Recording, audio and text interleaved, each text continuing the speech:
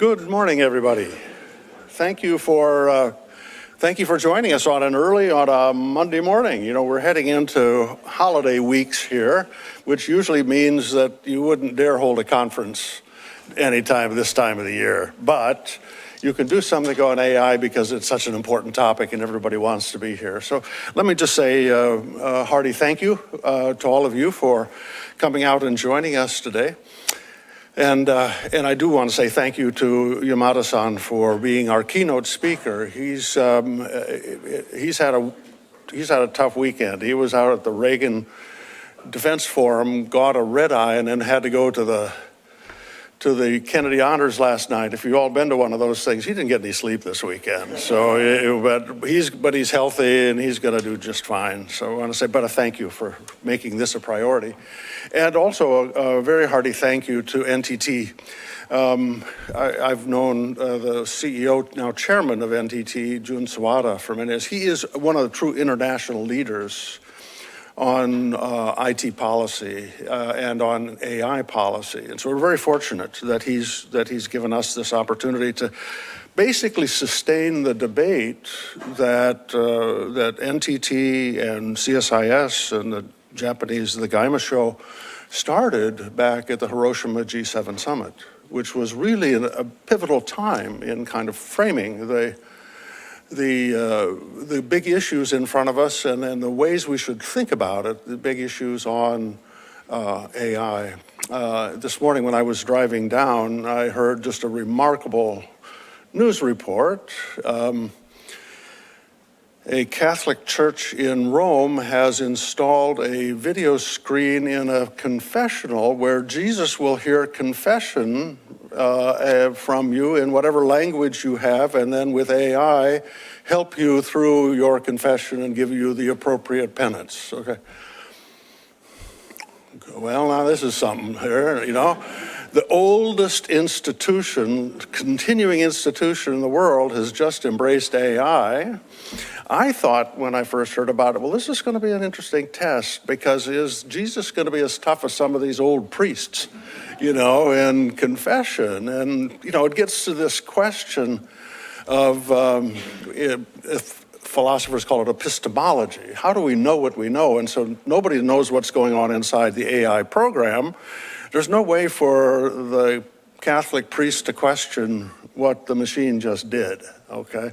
This could open up incredible possibilities, okay? Anyway, it just shows this fascinating new world that we're walking into. We have a great day today. We're going to be exploring, you know, the global challenges of AI governance, and that really started at the Hiroshima summit.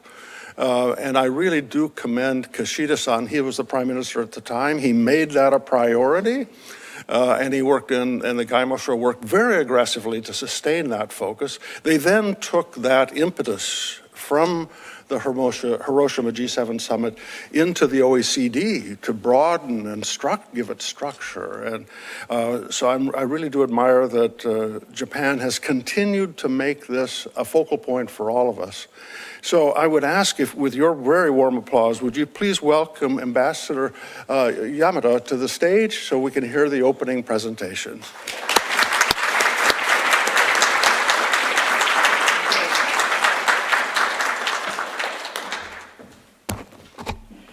Good morning, and Dr. Hamre, thank you very much for your kind words and your leadership at CSIS. You know, with your independent thinking and wide-ranging expertise, CSIS has earned its reputation as one of the world's premier public policy forum on, you know, especially expertise on foreign policy and national security. It is always a great pleasure to be here at CSIS. And today, I'm very much honored to be joined by a group of experts on AI and representatives from IT industry and policymakers to discuss one of the most important topics of our time, how we govern and innovate with artificial intelligence. A few weeks ago, a conversation at our embassy turned to the iconic 1984 film, The Terminator. In hindsight, that movie, while fictional, underscored the catastrophic outcomes of mismanaging an AI, personified by the infamous Skynet. In 1985, when The Terminator was released in Japan, I was just about to begin my career at the Ministry of Foreign Affairs. Fast forward 4 decades, and here I am, speaking not about science fiction, but about the very real challenges and opportunities AI presents today.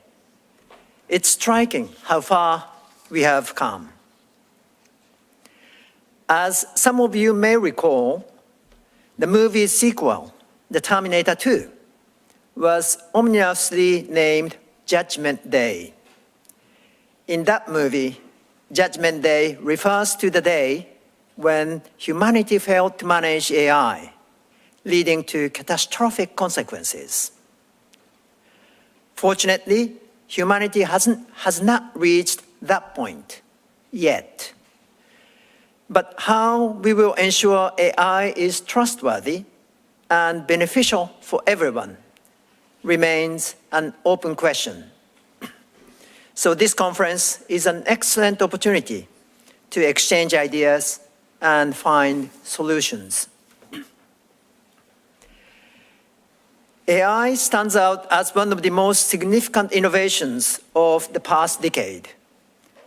As we are all witnessing, AI is being developed at an astonishing pace, with transformative technologies reshaping industries, economies, and societies, offering exciting potential. Alongside these advantages, however, lie significant risks, including national security vulnerabilities, cybersecurity threats, privacy violations, the potential misuse of intellectual property, and the proliferation of misinformation and disinformation. Consider the impact of AI on science. This year, the Nobel Peace Prize in Chemistry went to researchers who developed AI systems capable of predicting the three-dimensional structures of protein. This breakthrough opened doors to understanding disease mechanisms, designing new drugs, and even curing diseases previously thought to be incurable. AlphaFold, the AI behind this discovery, solved structures of more than 200 million proteins. This would have taken human scientists decades. Yet, this same technology could one day be weaponized to design harmful biological agents. This dual-use dilemma exemplifies the complex challenges inherent in AI governance, how to harness its immense potential while mitigating the risks of misuse. As policymakers, our responsibility is clear. We must craft frameworks that maximize innovation while ensuring the trustworthy, secure, and ethical use of AI. This balance is the cornerstone of effective AI governance. Currently, efforts to establish robust AI governance frameworks are underway across the globe. In the United States, recent executive orders and national security memorandum outline a comprehensive approach to AI oversight. The European Union has adopted the AI Act, which categorizes AI systems based on their risk levels and imposes stricter requirements on high-risk applications. Canada's Artificial Intelligence and Data Act aims to promote trust in AI systems while safeguarding individual rights. And Japan has established comprehensive guidelines for AI developers and is currently examining the need for legislative frameworks to address emerging challenges. Yet, AI governance is not a challenge any nation can tackle alone. Much like the internet, AI systems are inherently global. Without international collaboration, regulatory gaps in one country could allow unregulated AI development in another, creating what we might call AI safe havens. Such scenarios pose significant risks not only to individual nations, but to the global stability. So recognizing the importance of international cooperation, Japan launched the Hiroshima AI process during its G7 presidency last year. This initiative marked a groundbreaking moment in the global AI governance dialogue. By establishing the first international guidelines and code of conduct for AI developers, the G7 laid the groundwork for future global rules on AI governance.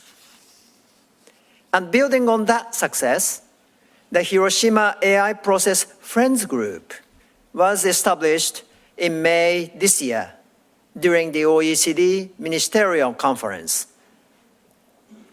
Comprised of 54 member countries and regions so far, the Friends Group continued to grow, reaching out to developing nations and fostering global dialogue on AI governance.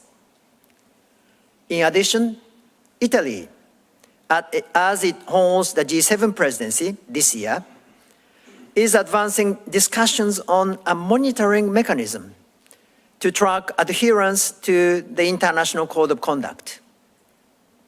This initiative, supported by the OECD, underscores the importance of accountability and transparency in AI governance. It is also worth mentioning the military domain, where AI poses unique challenges. Autonomous lethal weapon systems, for example, highlight the critical need for responsible governance. At the first Responsible AI in the Military Domain Summit held last year, the United States led the adoption of a call to action and invited other nations to join. Summit participants also issued the political declaration on responsible military use of artificial intelligence and autonomy, reaffirming the need for AI and autonomous systems to be operated under responsible human command and control structure. It may be too early to fully assess these multifaceted efforts, but I believe we are making good progress so far. Like-minded countries sharing the principles of a free and open international order based on the rule of law are leading the way in the creation of international rules for AI governance and driving the development of global consensus. This said, we must acknowledge that so far, we have not been able to fully engage countries with different positions, including authoritarian states, in these multilateral efforts. It is now time for us to seriously discuss how to bring these states into the fold of the international consensus. There are promising signs. For example, the political declaration on the responsible military use on AI I mentioned earlier has gained support from many countries, including those of different positions. Additionally, in March of this year, the United Nations General Assembly adopted its first ever resolution on AI. This resolution, led by the United States, was supported and co-sponsored by over 120 member states. In this context, it is also worth highlighting that President Biden and President Xi, at their meeting in Lima last month, agreed on the need to maintain human control over the decision to use nuclear weapons. Of course, it remains crucial to monitor whether these resolutions and agreements are actually upheld. Nevertheless, these developments represent a significant step forward in advancing international efforts to address AI-related risks. Building on these experiences, we should consider a more strategic approach to bringing as many countries as possible into the framework of international consensus on AI governance. Let me now turn to another pressing issue: AI's energy demands. AI models, especially large language models and deep learning systems, require vast computational resources. As a result, their energy consumption is rapidly increasing. The International Energy Agency predicts that global data centers' annual energy consumption will reach 1,000 terawatt-hour by 2026. And by 2030, this figure could triple to 3,000 terawatt-hour. That is equivalent to Japan's entire annual electricity consumption. In the United States, some regions face challenges in constructing additional data centers because of energy constraints.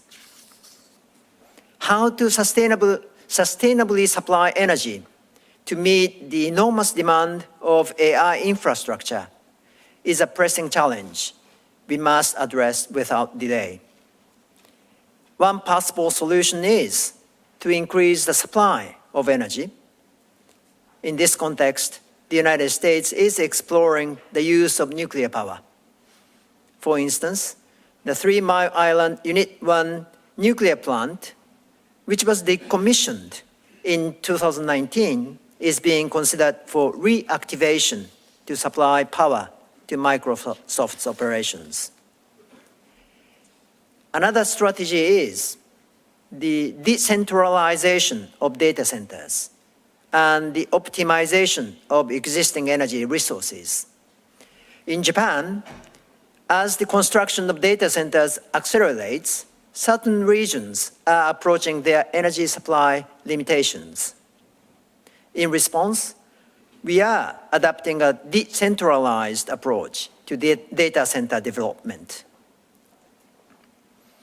However, the most effective strategy in addressing the energy challenge is improving the energy efficiency of AI infrastructure itself. A promising technological innovation in this regard is photon-electron fusion technology. This technology replaces traditional electric-based processing with energy-efficient, light-based processing. We have already experienced the shift from metal cables to fiber optic technology. And now there's an effort to expand light-based processing to include computing chips and peripheral components. According to one estimate, the widespread adoption of this photon-electron fusion technology could result in more than 40% energy saving by 2030, compared to the current state-of-the-art data centers. This innovation could significantly reduce energy consumption while enabling faster and more efficient data processing. And this photon-electron fusion technology is advancing rapidly around the world. the practical realization of photon-electron fusion chips could become a game changer in the innovation of computer chips. Securing an AI infrastructure supply chain, particularly maintaining our competitive edge in the semiconductor sector, is closely tied to national security. It goes without saying that we must actively invest in these areas to sustain our leadership in the field of AI. So today, we have a lot to talk about. And I know it will be a rich conversation as we ask ourselves how we unlock AI's full potential while managing its inherent risks responsibly. The fact that we gathered here today suggests that we know where the answer lies. In collaboration, candid discussions, and the spirit of common cause, policymakers, diplomats, and industry leaders must join in developing robust framework that ensures that AI serves the general good, greater good. As the nation that initiated the Hiroshima AI process, Japan is committed to continuing this dialogue. We look forward to working closely with Canada, which will hold the G7 presidency next year, France, the host of the upcoming AI Action Summit, and our steadfast ally, the United States. So let me end where I began, with a reference to the Terminator franchise. As John Connor said in Terminator 2, the future is not set. There's no fate but what we make for ourselves. So together, we can shape a future where AI drives sustainable innovation, strengthens international cooperation, and benefits all of humanity. So thank you very much.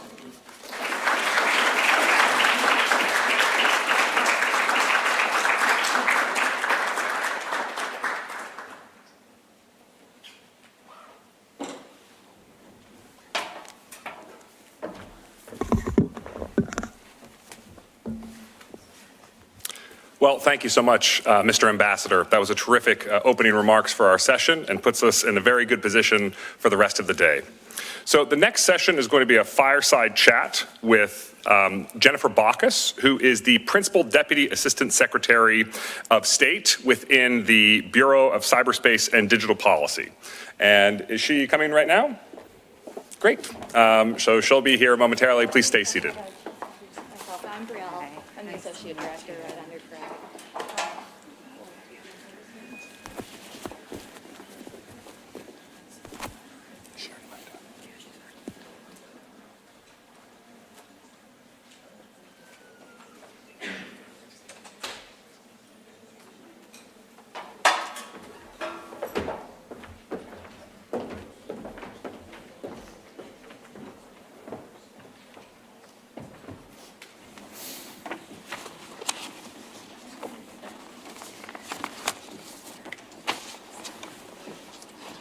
Okay, microphone's on. I think we're in business. Excellent. Well, thank you so much for coming to CSIS today and talking a little bit more about what the State Department is doing in AI policy and AI diplomacy. Before we get to all of that, I'd love to hear a little bit about you yourself and how you found your way to being a diplomat in the era of AI. So your background, you're currently the Principal Deputy Assistant Secretary of State at the Bureau of Cyberspace and Digital Policy. And then before that, you were Charge d'Affaires of AI. Is that right? No, I was in Prague. In Prague. So I was the acting ambassador in Prague. Acting ambassador in Prague. And the U.S. has actually had a lot of AI-related diplomacy with the Czech Republic in recent years. And so I just love to, what was your first experience doing AI-related diplomacy? Yeah. Well, it's funny you asked the question because actually, so I'm a State Department lifer. I've had essentially 2 jobs in my life besides working for my dad, who has a small business, which was multiple internships at the State Department and then joining the State Department. But my one summer I didn't do that. I actually worked at CSIS. So this is the only outlier. Welcome back. on my entire resume. So look, I think the reality is that technology and technology diplomacy is increasingly foundational to everything that we do in the world. There's no conversation you can have around the world that doesn't involve discussions about AI. Whether you are a diplomat in our diplomatic technology office, or you're a diplomat like me who maybe doesn't really understand technology but does understand policy, it's just driving everything we're doing. It's the center of our engagements around the world. It is what everybody wants to talk about, and everyone wants to figure out how they can take advantage of the benefits. So, I mean, to be honest, my arrival in this world was not necessarily preordained in terms of my experiences, but I had the opportunity when I was looking for a job after Prague. In the Foreign Service, you sort of have to keep applying for jobs. The great part is you're going to get paid. The terrible part is you have no idea what you're going to be doing. So I was in that position where I was like, what am I going to do next? And I heard they were creating this new bureau, the Cyberspace and Digital Policy Bureau. And I thought, oh my God, that is awesome. And I'd been following it sort of from the sidelines, having worked on things like Privacy Shield and other things when I was in Washington. So I said, and having worked in the Czech Republic, where they were the first ones to actually warn about Huawei. So I heard they were creating this bureau, and they were looking for a number 2 who would be acting number 1 pending the nomination and confirmation of our ambassador at large. And I said, I really want that job. And luckily for me, I somehow convinced them that I had enough knowledge and experience that I could do it, and that even if I didn't have enough knowledge and experience, I could learn it. What I like to tell people about this issue set, nobody should be scared of it. I get a lot of senior level diplomats saying things like, oh, I don't understand technology, what is it? And the answer is, it's the same thing as what we've done in everything else. It's just with a slightly different spin. So if you could learn energy policy or water policy or Middle East peace, you could probably learn technology policy. Did anyone really learn Middle East peace policy? It's kind of a tough one. There are lots of people who say they're experts in it. Yeah, so. That's fair. Okay, so you're a part of this office at the inception. Yes. So the State Department decided that they needed a dedicated group of folks who were sort of all technology all the time. Yes. Now, how does that organization sort of plug into the wider State Department? How does it plug into the wider foreign policy? What takes place in that office? So what they actually did was they took a couple of existing offices that already existed. So you had the Economic Bureau that was looking at, we call it digital economy. I actually think it's better to think of it as like digital infrastructure. They were the ones that done the advanced wireless, the 5G network stuff. They've been working on subsea cables and the International Telecommunications Union and all of the sort of the basics of this. And then you had the office that was the coordinator for cyber issues, which was looking at, let's say, the software that runs it and how can you protect it, and looking at it from a more national security lens. So they took these two parts and added to it an office focused on digital freedom and allowed us to sort of build out a foreign assistance toolkit. So we already existed in many ways, which was great. I was able to build on many years of work on AI, and I'm going to call out Dan Oates, who's on my team, who I think has been working on AI probably longer than maybe anyone else in the State Department, maybe 10 years-ish now, plus or minus, right? So the great thing was we could plug into an existing infrastructure with people who had existing relationships, right? So we feel very strongly that what we do is, if technology is at the core of the issue, then we're in charge.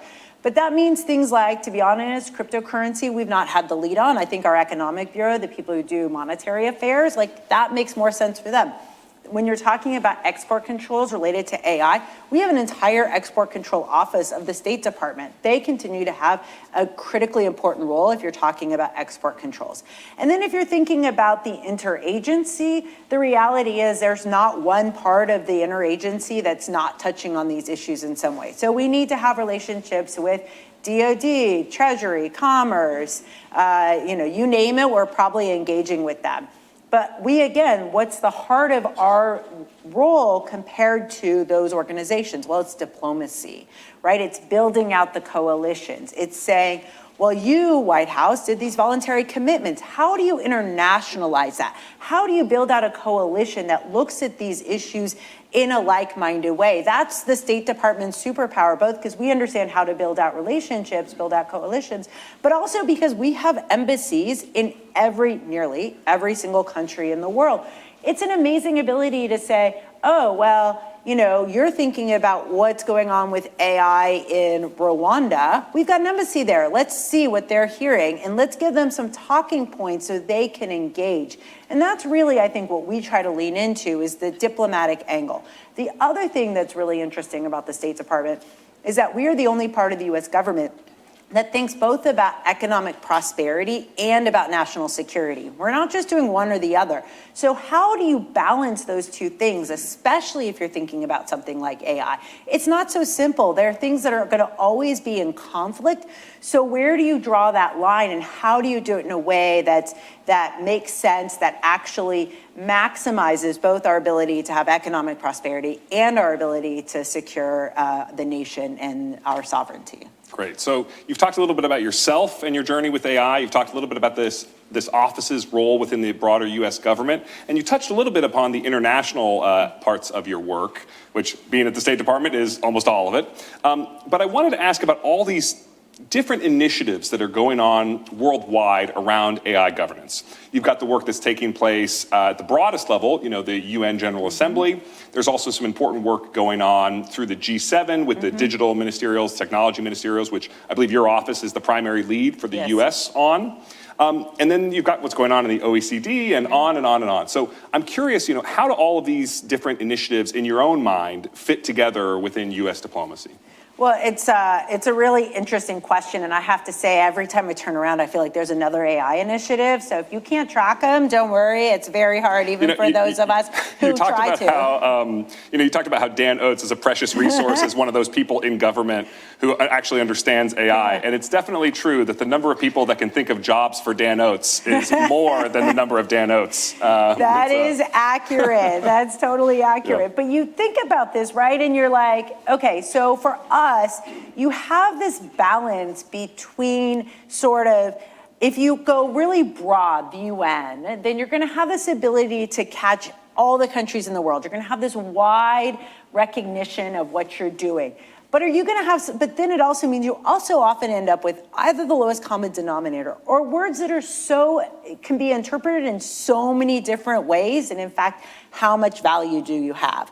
So, and then you have like the smaller organizations like the G7 or, the US-EU Trade Technology Council, where we have been discussing AI.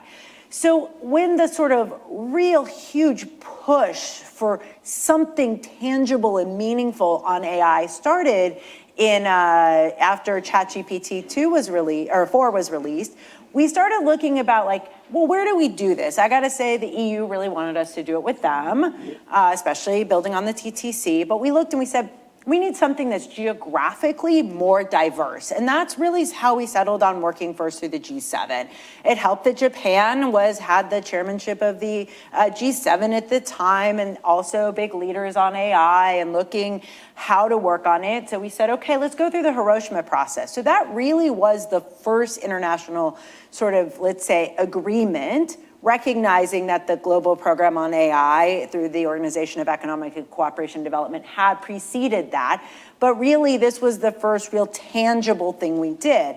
And then we took that and we said, okay, well, there's going to be a role for the OECD, which has been doing this. And again, we like the OECD, like-minded, large economies, broad base, has some geographic diversity, right? And so we built up through that. And then we did do, as you noted, the UN General Assembly resolution, the first one on AI, which had 120-something co-sponsors, talked about trust and safety, talked about accessibility, talked about capacity building, and we went and did that. But again, there are different advantages and disadvantages of all of these, and what the UN resolution tries to do is not the same thing as what the Hiroshima Code of Conduct tries to do or what the OECD is doing. This is more about setting a sort of baseline foundation on which we hope everyone can agree.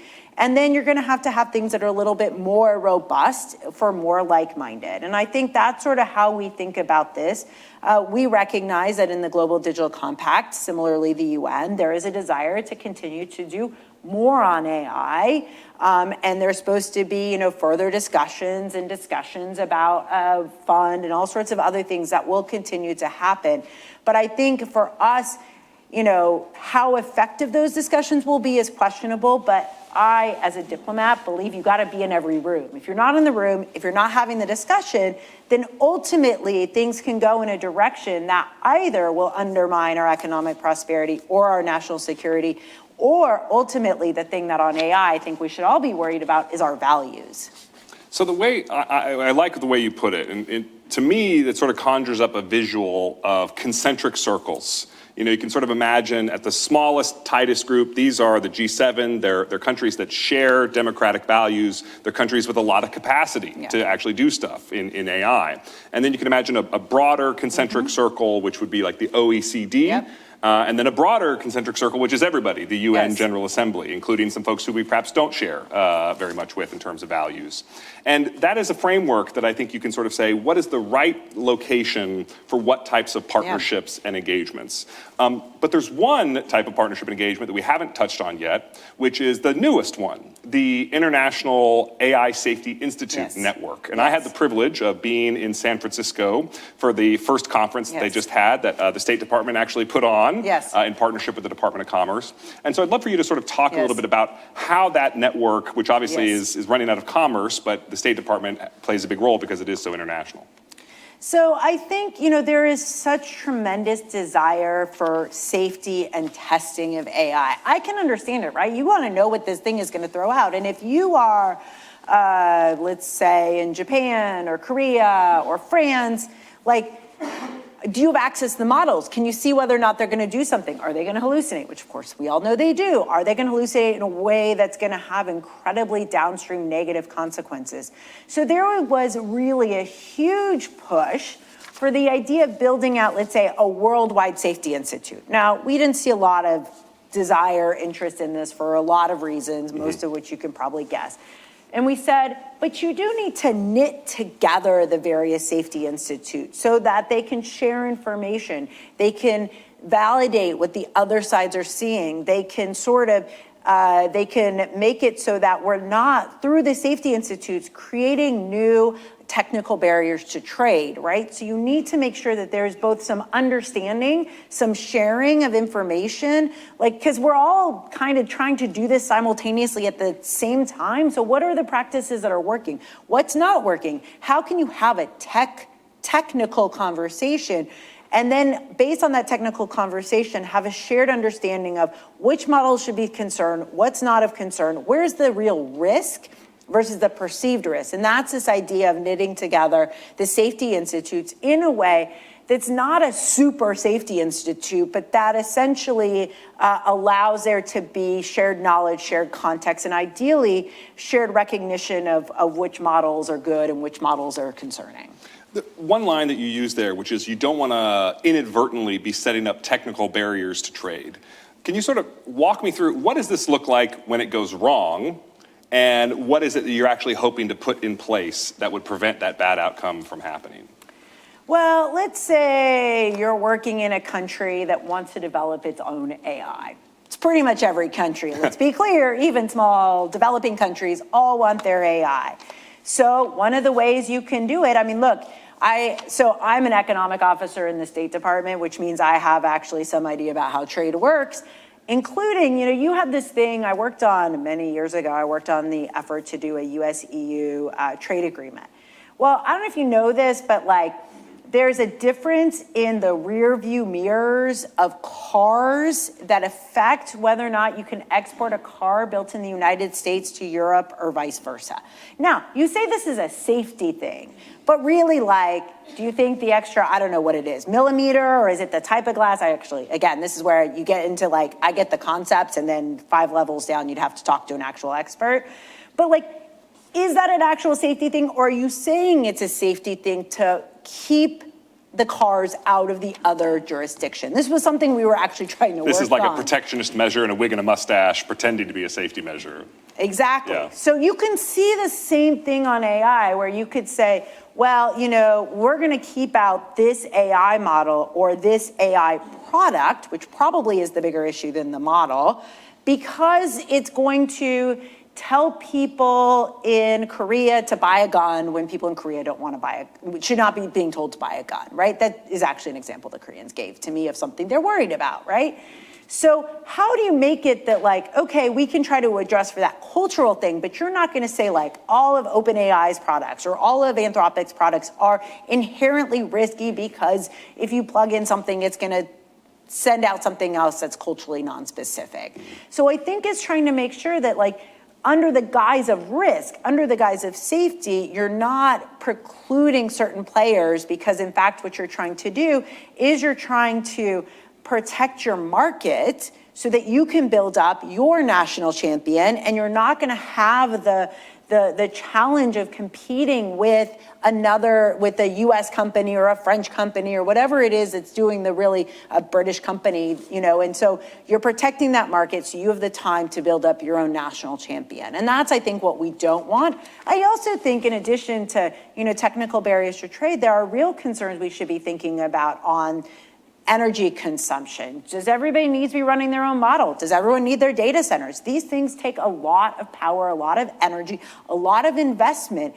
So ultimately, I think for the largest public good, you have to think about how you can cooperate and work together.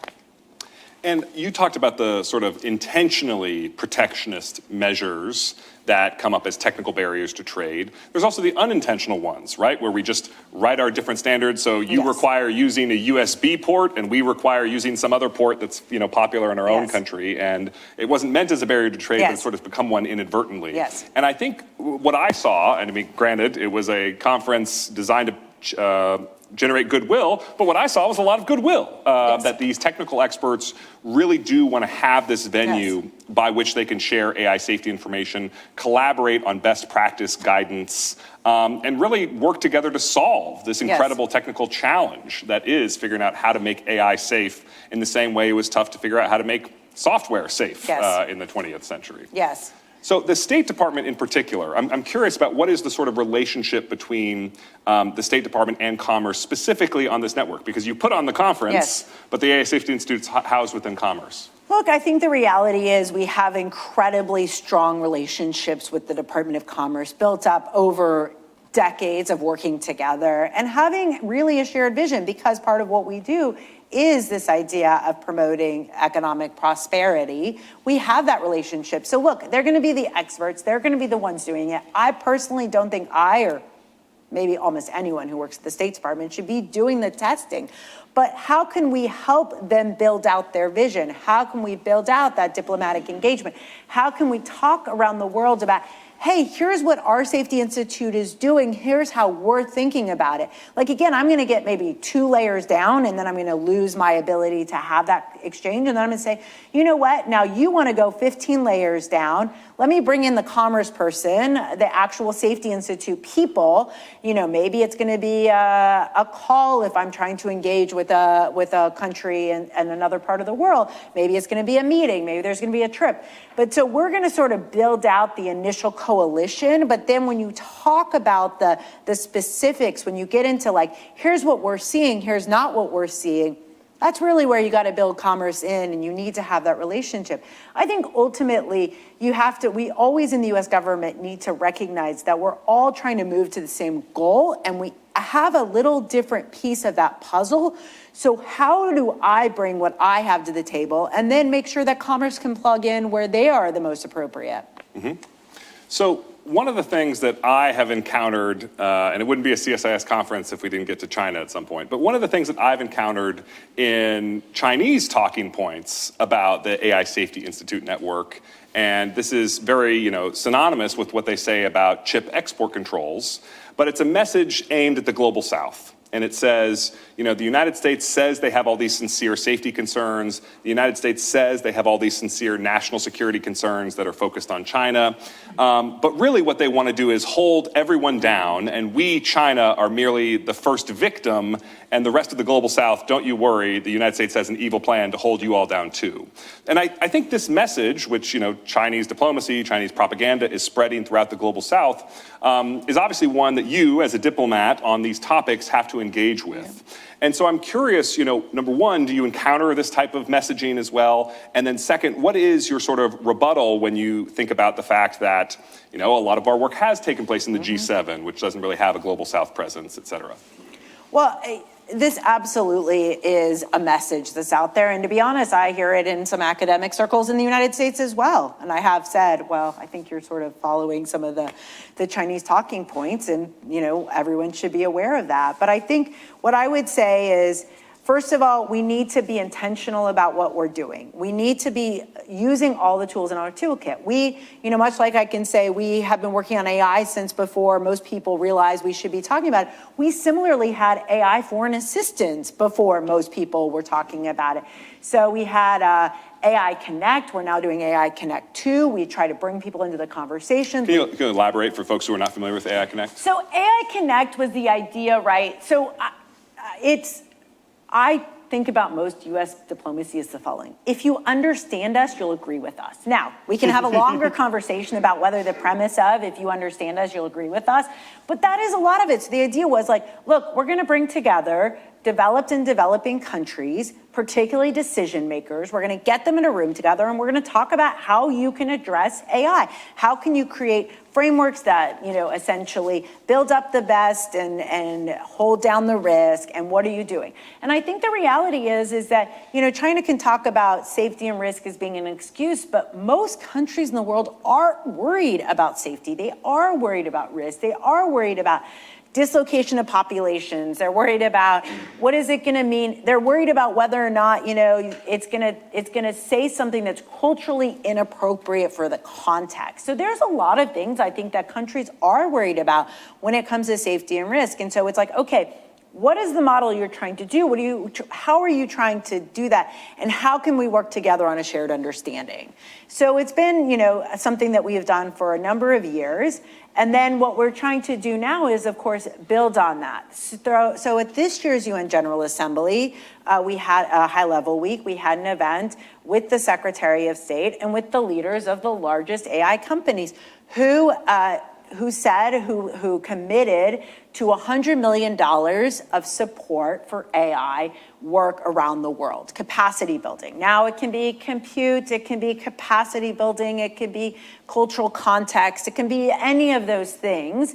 And we launched a portal, I think it was maybe a couple of weeks ago, where countries could put in individuals could put in ideas and talk about how they would like to access this money, because the getting to the next layer down, besides the I want access to compute. Okay, you want access to compute to do what, right? And what is the best way to do it? Is it, Anthropic? Is it OpenAI? Is it, some other Google product, Microsoft product? I actually personally don't know what the right answer is, so you need to get that information. So, that was one of the ways we're also sort of saying, we're going to show up and make sure that you can do the things with this technology that you want to do, that in fact we do view it as a worldwide technology. It's also why we did the UN General Assembly resolution, was to say, look, we're not just going to work in the G7 or the OECD. We want to work around the world. It's why we're participating in the conversations of the Global Digital Compact.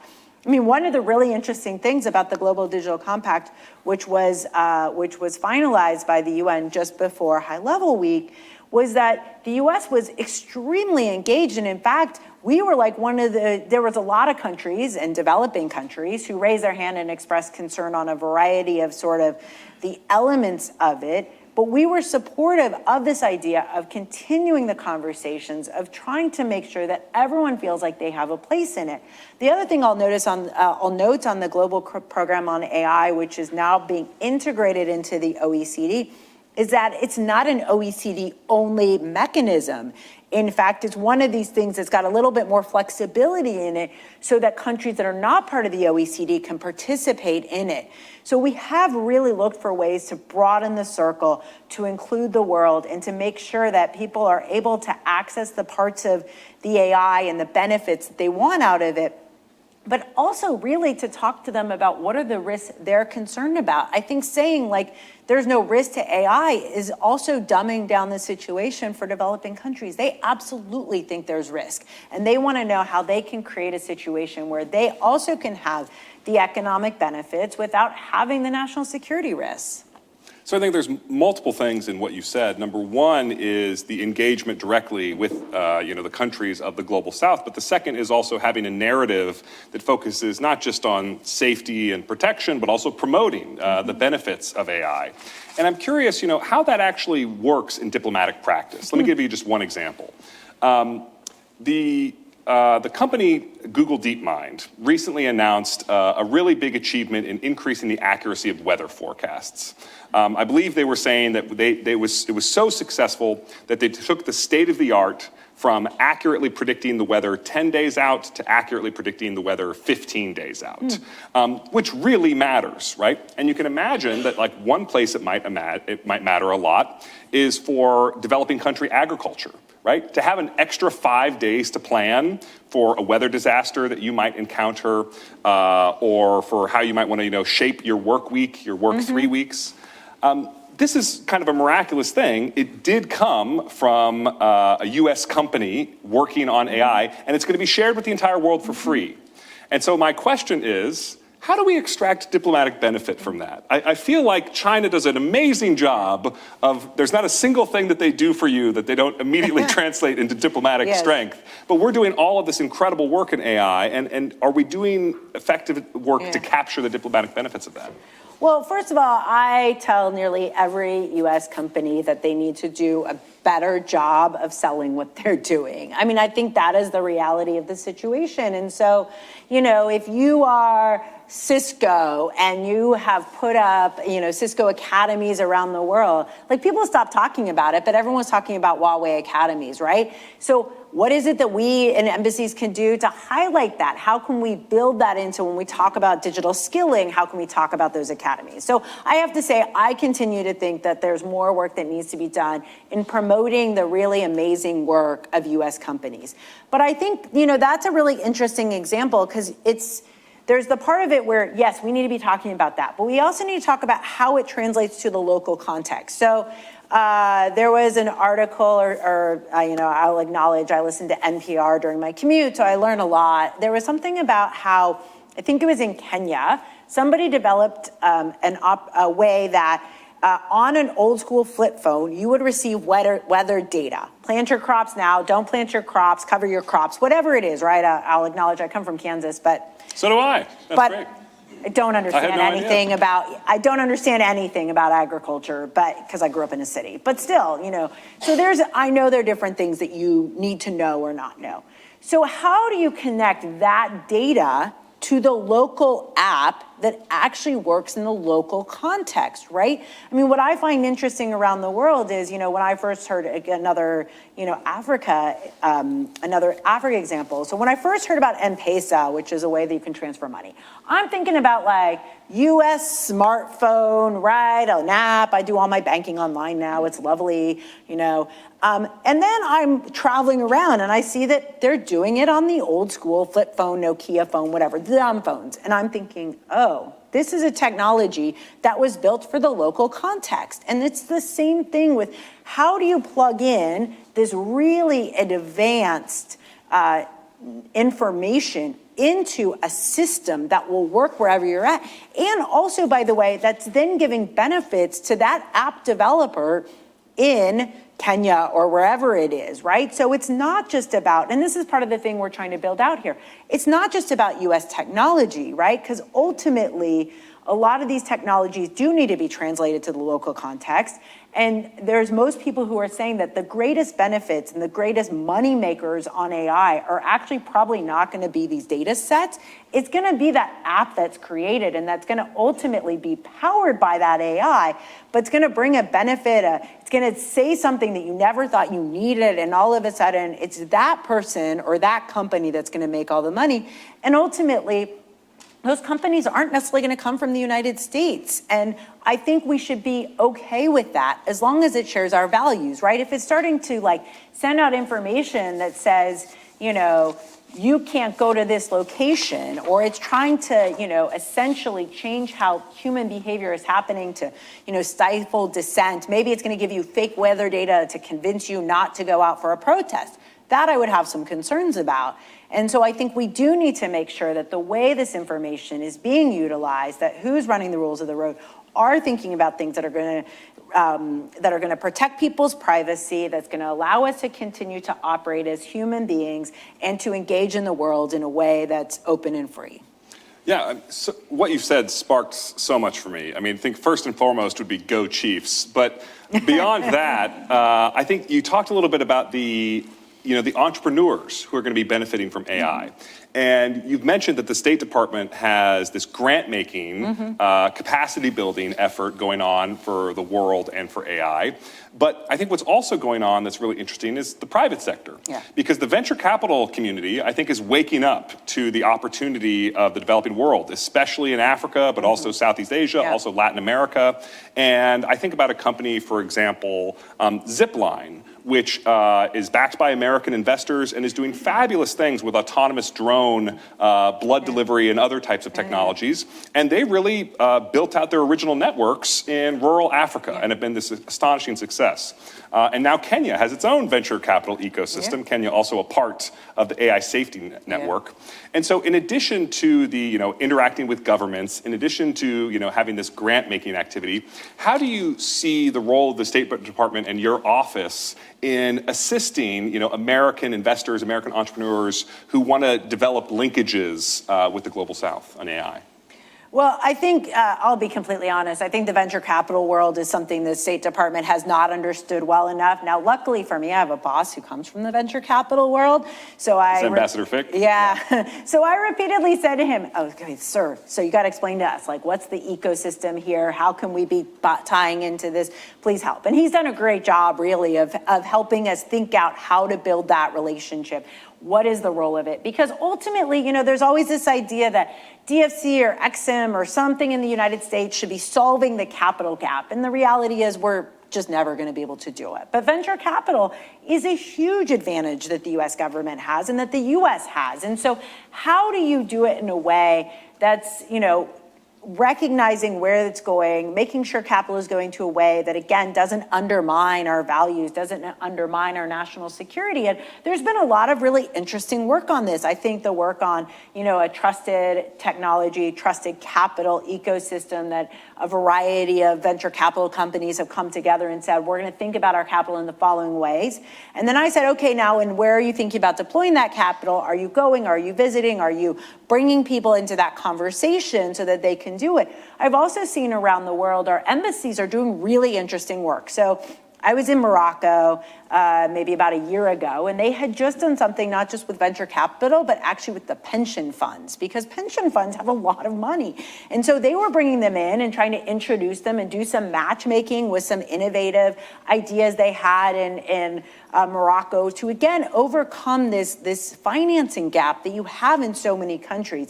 I think there's more that can be done. I think there's more internationalization of this idea that can happen. And we need to recognize that, for venture capital to find a really small company in a small country is always going to be difficult. So how can we help? How can we assist? What's the role of the State Department? What's the role of the Commerce Department to do some of that matchmaking? Again, recognizing that, you asked me how to evaluate a company, like it's not going to be my strength and probably the same of most of my colleagues. So we're going to continue to figure out ways that we can show up in a meaningful way on capital as well. Great. So we're here at the end of the year. In the next year, we're going to have a new U.S. presidential administration. We're going to have a new chair of the G7. We're going to have so much going on. I'm just curious, what's the one biggest thing in international AI diplomacy that you're looking forward to next year? Well, we do have the French AI Safety Summit, which will be in February. I think it'll be really interesting to see how that goes. I think hopefully by that we'll have a good sense as to where the Trump administration will be going on AI, what's it sort of imprimatur, and how are we doing it? And I think, I can't predict at this point because it's a new administration, but, hopefully by then we'll be able to pass some messages about where we're going. So, if it works out, the timing could be really good, or it could be really challenging. Great. Well, will everyone please join me in thanking Jennifer Bacchus? Thank you so much. I'm going to have one more announcement.